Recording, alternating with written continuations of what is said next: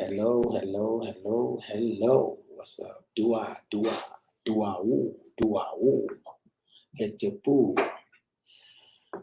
Thank you so much for joining me today, and also hello to those that are watching this replay when it replays, streaming straight live to Facebook, YouTube, and then I'm going to share this onto Facebook. And yeah, let's get right down to it. As you can see what the topic is today, we're talking about the great Sanusi, Mkhulu Vusamazulu Mutwa.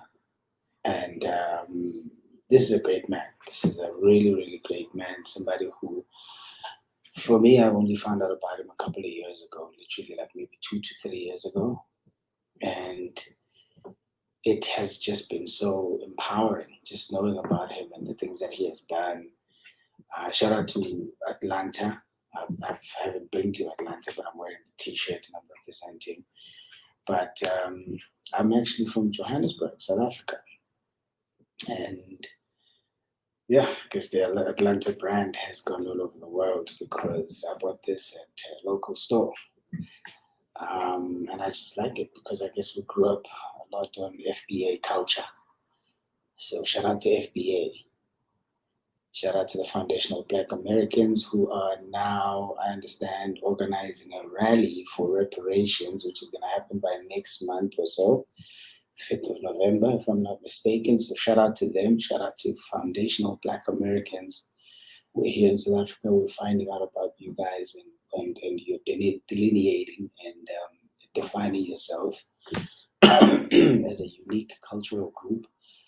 A unique ethnic group that grew out of the African Aboriginals who were in America, who were also enslaved, and we all know the history. And I don't know that we all know the history, and probably that's why I've got Kemet Book Club, so that we can be able to just study the history together. Now, as the topic states, we're going to be speaking about our great Sanusi Vusamazulu Mutwa.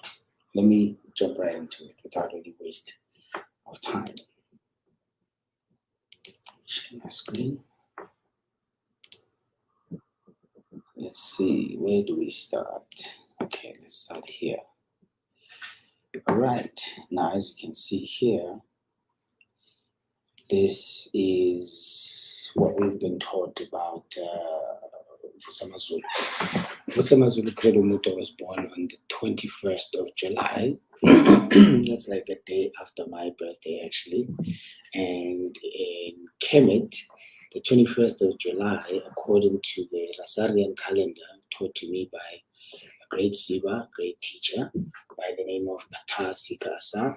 The 21st of July is the birthday of the Neteru Asa.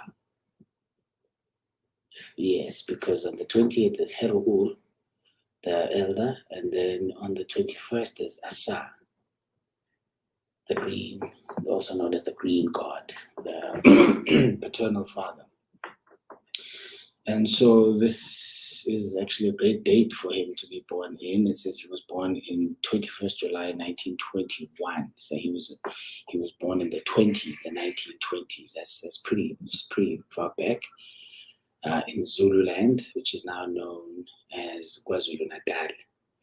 And then there's a whole story there about his father, his first wife, with whom he had 3 children, and that's where he's coming from. And it goes into saying that, so this is more of his paternal story.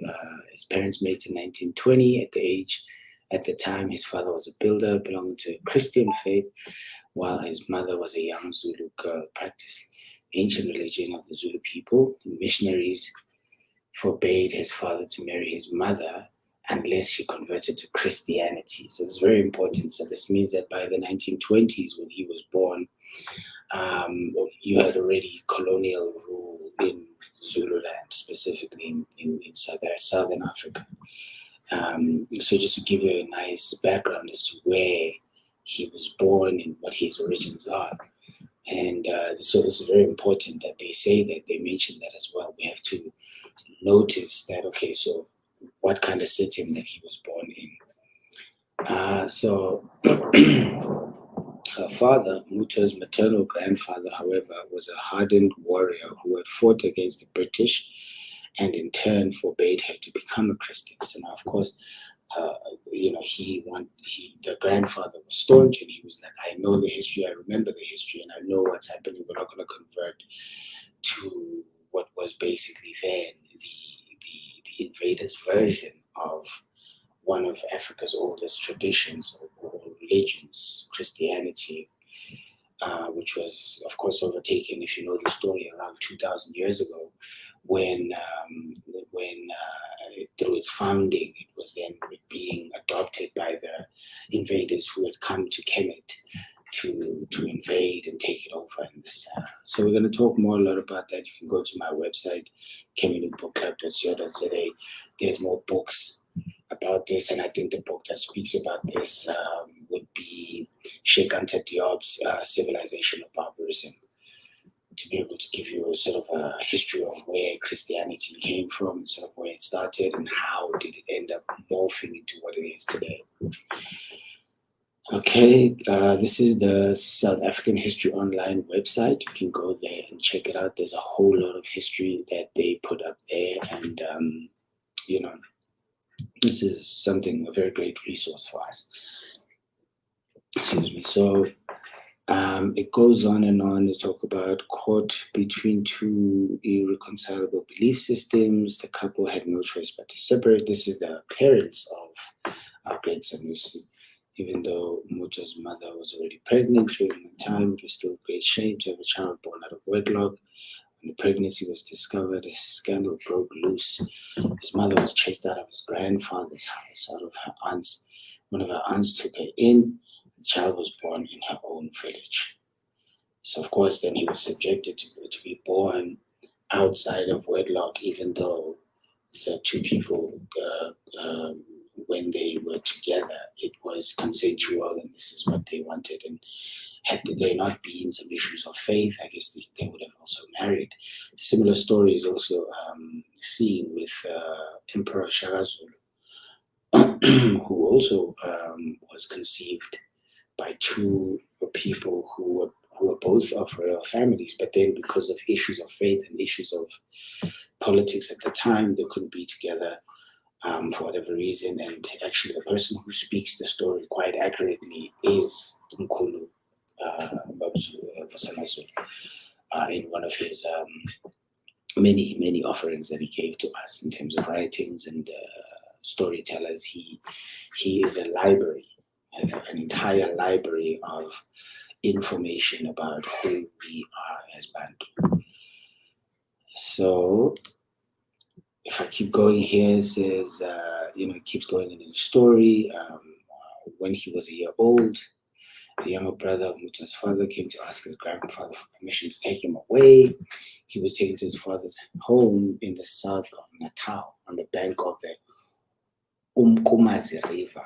While growing up, he discovered that he had the prophetic powers as well as an artistic inclination. And he really did, because if you see some of the stuff that he's done, is crazy. It's literally outside of this world. Evident in his drawings and sculptures, his stepmother did not like this and tried to suppress his artistic talent. Probably has something to do with the Christian faith that was now being driven into the culture of Bantu, and then driving out the natural way of life for Bantu.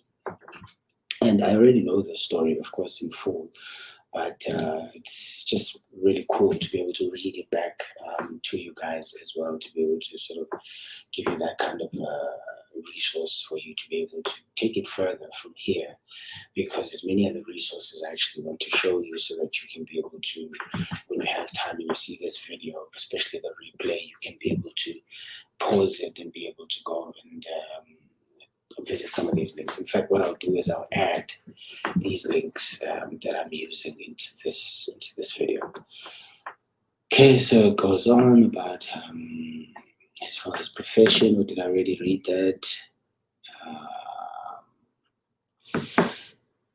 Okay, his father's profession as a builder meant that they never stayed in one place. In 1935, he found a major building job, which took the family to the Transvaal, so which is now known as Gauteng, so which is where I am in Johannesburg. So moving from KZN, which a lot of us have done, I've also had to do that because of work purposes. And you come to Joburg, and you just basically make a life for yourself here. And at the age of 14, we just started to attend school. He attended different schools. On a ball in 1937, was violently attacked by a gang of mine workers, which caused them to be ill for a long time. Now, I feel like they're just jumping into the story there. There must be some sort of context as to what really happened and where. And this is around 1937. We also kind of need to look at what was happening around that time in 1937 during his attack. Because unfortunately, this wouldn't be like the only attack that he experiences throughout his life at the hands of his own people, because of some misinformation or some misdirection from someone from the dominant class that is the invader.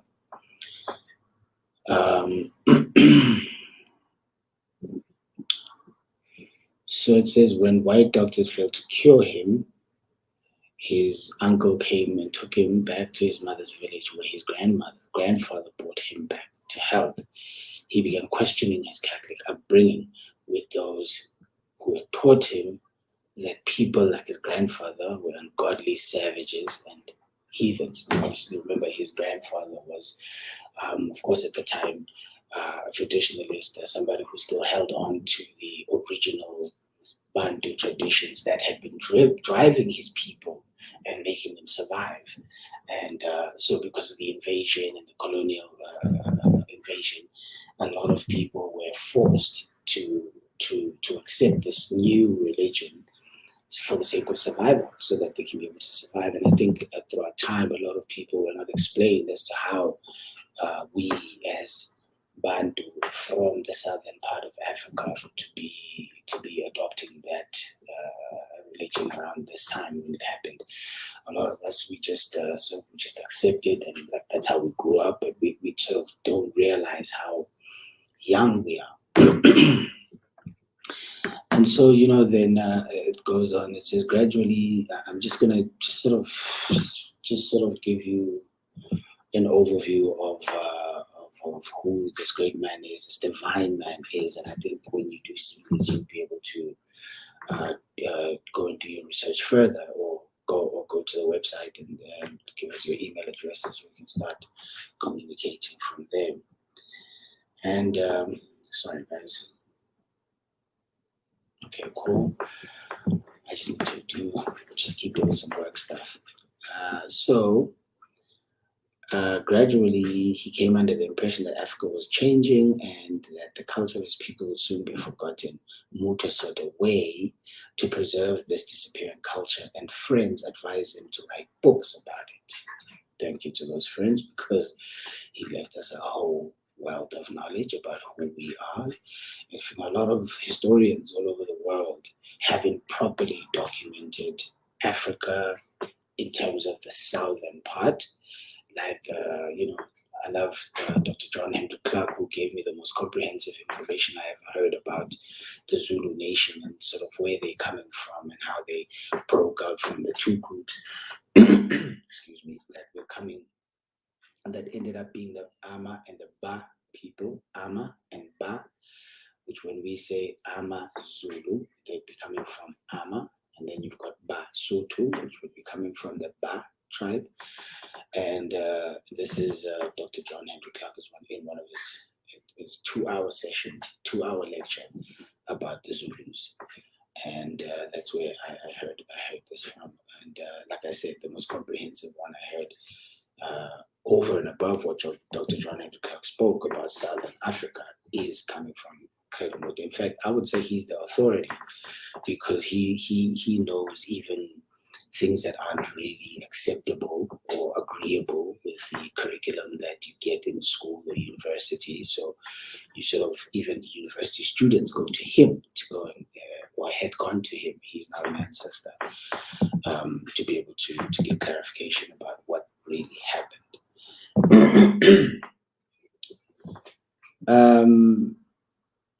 So just to finish it off there, it says, after failed attempts to find money from banks and donor organizations to try to, open, I guess, his own, he finally succeeded in 1975 to establish a living museum right in the heart of Soweto, Kwakhaya Lendaba. He was severely criticized by many Black people who misunderstood his intentions and accused him of glamorizing the Soweto ghetto. Now, please understand this summary. This is a summary of his life, and there's some YouTube videos that I'll actually direct you to where he himself speaks deeply and in depth about his own life and some of the attacks that he had gone through and how painful some of those things have been. And he even says who actually lied about him so that people, his own people, can turn against him and try to think that he's an enemy and all of this. And the most notable attack is in 1976. During 1976 uprising, parts of the cultural village was burned down by militant youths during a strike in the 1980s. Striking workers burned down parts of Bakaya Lendaba.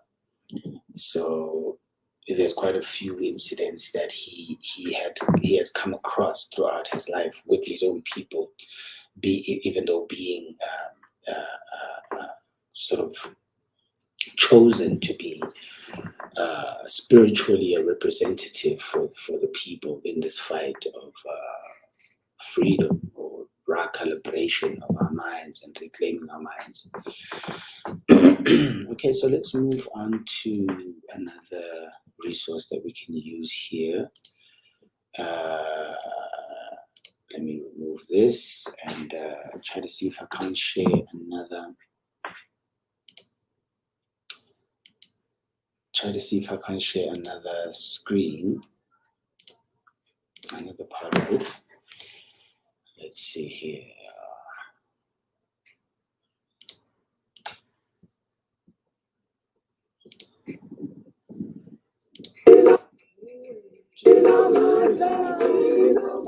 Gone but not forgotten.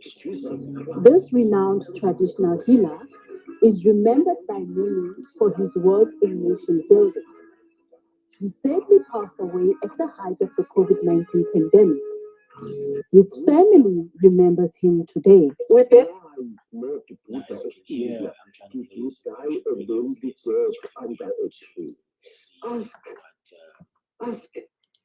play what he's up to. This is him speaking. In fact, let me just make sure that you can just hear the great words and the great voice that commands respect when this man speaks. Great healer, Mkhulu. The great words and the great voice that commands respect when this man speaks. Great healer, Mkhulu. The great words and the great voice. Okay. Awaken the mother mind within every one of you human beings. Our people believe that every human being, male or female, has got two minds, the mother mind and the warrior mind. The warrior mind looks at things logically. The warrior mind says 2 plus 2 is 4. But the mother mind says nothing of that kind. The mother mind, I don't know how I can explain. The mother mind does not think in a line way as warriors do. The mother mind thinks sideways, and upwards and downwards. We must awaken the mother mind within us. We must feel what is going on in the world. We mustn't just listen to newspapers. We must ourselves feel. It is said by the Zulu people that women think with their pelvic area where children grow and are born. We must think that way. I must no longer look at a tree. but I must see a living entity like me in that thing. I must no longer look at a stone, but I must see the future lying dormant in that stone. What minerals are there? We must think like grandmothers. That's all.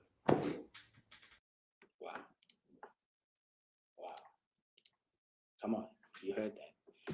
And that's the kind of power that we're dealing with. That's the kind of strength that we're dealing with. And there's so much more that I want to share on this broadcast. But I think for now, I'll leave it at that. And if you work in IT, you need Terra, an all-in-one remote monitoring and management solution to run your entire IT operation smoothly. Onboarding is fast and easy. No contracts, no commitments, no funny business. Just unlimited devices at a fixed cost. You get it all. Remote management, automated alerts, patching, and software installation. Oh. We were the people who brought Christianity into South Africa. We were the people who allowed Islam to practice in Africa. Okay, you got to hear that. I don't know if you were hearing what he was saying there, but I just got to make sure you find that. Hold on. Let me share the screen. Yes. We were the people who brought Christianity into South Africa. We were the people who allowed Islam to practice in Africa. Today, you spit at us and you call us savages. Credo Vusamazulu Mutwa, as he was fondly known, was born in KwaZulu-Natal, known then as Zululand, in 1921. Mutwa's name Credo means I believe in Latin. His other name, Vusamazulu, which came after his initiation as a Sangoma, means awakener of the Zulu people. As a Sangoma, by the way, he didn't like that name, Credo, and you'll see in one of his videos, if I do get to it on this video or the next one that I'll do, that he was given that name just like our president, our former president, Leihlo Mandela, was also given the name Nelson, and he also that wasn't his name spiritually. It was a name given politically so that he could be able to move and maneuver at that time. Sangoma, he traveled extensively across the globe. This is what he had to say about his travels. I have seen things that no man should see, and one of these things is the unfairest misjustice. The Indaba Maichuran author settled in Soweto, where he built a cultural village sponsored by the apartheid government. The gesture did not go down well with some people of Soweto, which led to his cultural village being torched during the 1976 student uprising. The shaman then fled to Mahikeng and built another cultural village, which also now lies in ruins. All I do know is that the black man of Africa does not know his greatness, does not understand how important he is to humanity as large. Our entire nation, colored and black, are greater than they think. The Sanusi has been hailed as an extraordinary man to walk the earth. He has been an African Renaissance rebel, and that's key. Hopefully his writings, his sculptures, his paintings, his prophecies will teach us something. And my one most important recommendation is that one of the universities in this country must claim him. That Credo is a very rare specimen. An African in the true sense of what an African was really meant to be. A person who draws his sustenance from the umbilical cord that links him, to the land, that links him to the ideas of the land, that links him to the issues of healing, that leads him to the issues of spirituality.